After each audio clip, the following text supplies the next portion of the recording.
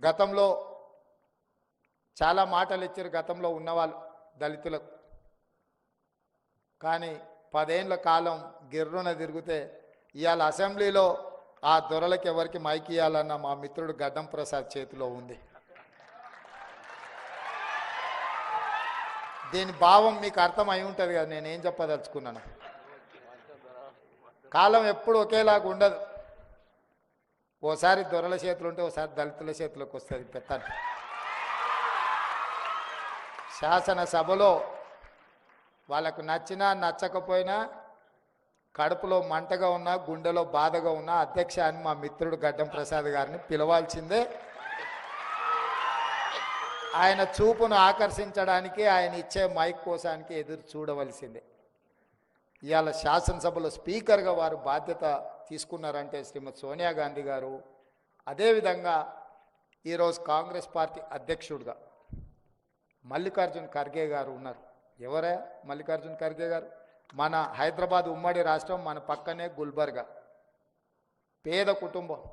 వాళ్ళ కుటుంబం మీద రజాకర్లు దాడి చేస్తే తల్లిని కోల్పోయి తండ్రి పెంపకంలో పెరిగిన ఒక దళిత బిడ్డ 9 సార్లు ఓటమి ఎరగకుండా ఎమ్మెల్యేగా, 2 సార్లు లోక్సభ సభ్యుడిగా, మొత్తం 11 సార్లు ఏ ఒక్కసారి కూడా ఓడిపోకుండా 50 సంవత్సరాలు సుదీర్ఘంగా ప్రజల చేత ఎన్నుకోబడ్డ ప్రజాప్రతినిధి ఈరోజు కాంగ్రెస్ పార్టీ అధ్యక్షుడు, రాజ్యసభలో ప్రధాన ప్రతిపక్ష నాయకుడు మల్లికార్జున్ ఖర్గే గారు ఉన్నారు. ఒక దళిత బిడ్డ, ఆనాటి మన హైదరాబాద్ ఉమ్మడి రాష్ట్రానికి సంబంధించిన వాడు.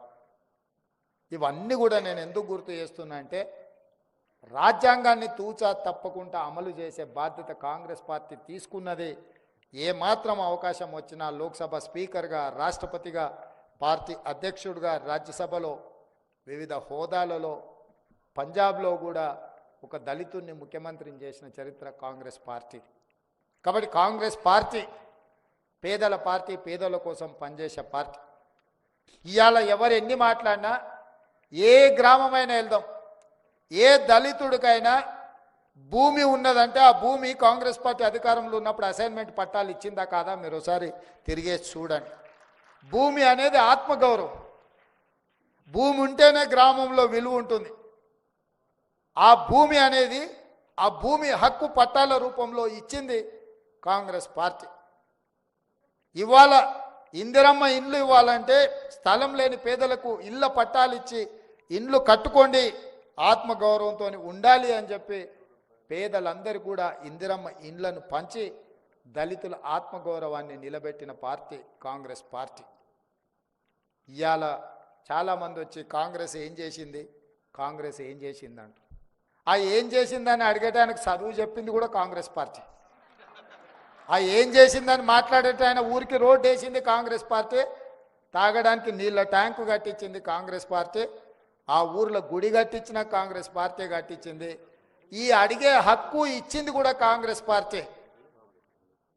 కాంగ్రెస్ పార్టీ డాక్టర్ బాబాసాహెబ్ అంబేద్కర్ గారు రాసిన రాజ్యాంగాన్ని ఈ జాతికి అంకితం చేయకపోతే ఆ ప్రశ్నించే హక్కు లేకపోతుండే, ఆ ప్రశ్నించేటోళ్ళు కూడా బానిసలుగా బతికే పరిస్థితి ఉంటుండే.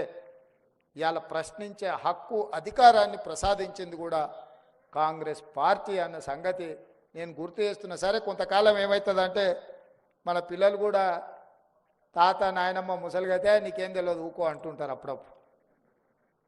ఎందుకంటే ఈ కాలంలో టీవీలు లేకపోతే సెల్ ఫోన్లు చూసుకొని అంతా తెలుసా అనుకుంటారు.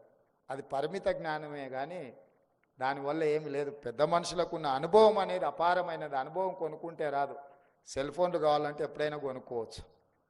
కాబట్టి మా మిత్రులందరికీ ఇది ఒక మంచి కార్యక్రమం, నాకు ఒక మంచి అవకాశం.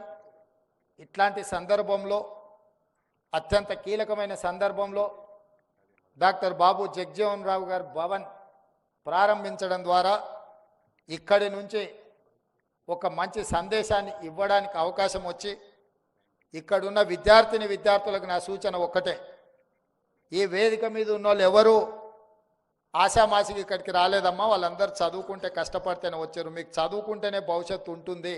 మీ ఇంట్లో కానీ, మీ కుటుంబంలో కానీ, మీ గ్రామంలో కానీ, మీ ప్రాంతంలో కానీ ఎంత గొప్పోడైనా మీరు చదువుకొని పెద్దవాళ్ళు అయితే మీ దగ్గరకు వచ్చి చేతులు కట్టుకొని నిలబడతారు.